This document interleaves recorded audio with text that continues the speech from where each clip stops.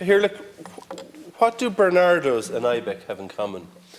Well, very little usually, but one thing they have in common is an emphasis on the necessity for childcare, which they both emphasised in the run into the last budget and indeed previous budgets.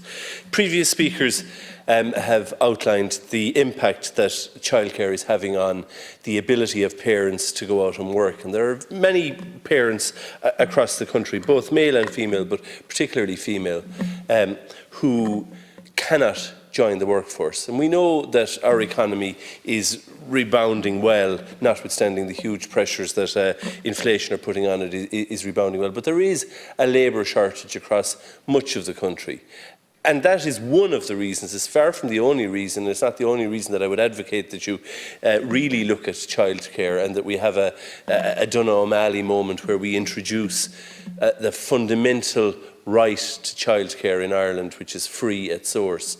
But one of the reasons is because of the impact that the lack of childcare is having on our economy.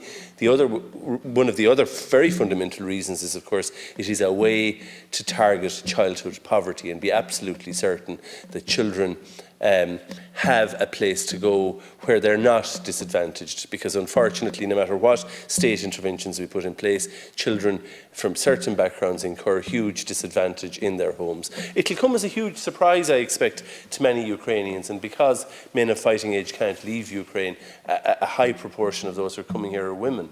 The lack of childcare facilities in Ireland will come as a huge surprise to them, I expect, because right across the Soviet Union, one of the things that they did get right, and they got an awful lot wrong, one of the things they did get right was an emphasis on childcare. And every town, every village, every community had childcare. And I would urge that the country move in that direction. And we really look at the feasibility of that. Yes, it'll cost a lot of money, but the returns are equally great.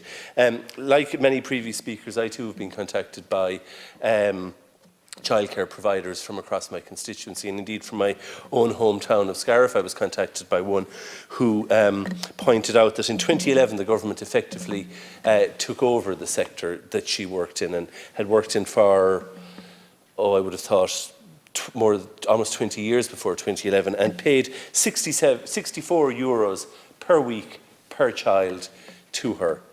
And now, 11 years later, it's 67 euros per child per week. Now, we talk a lot about inflation, but the rising costs involved are simply not reflected in that increase, and that is something that needs to be reflected on. Lastly, we talk a lot in this House about trying to encourage more representation from women, and younger women in particular. But just look at the childcare provisions in this House.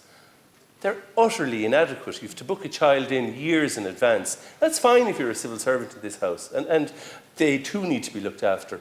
But how, as a TD, can you know when you're going to be elected or re-elected and book a child? Like, there's an Oireachtas creche, but I think it's an important issue. There's an Oireachtas creche, but there are, I'd say, no children of Oireachtas members in it, if there are very few. Now, there are bigger issues for society than TDs. It's certainly an important issue, Deputy, but the clock is against us. The clock is against us, but I would urge you to reflect on that as well.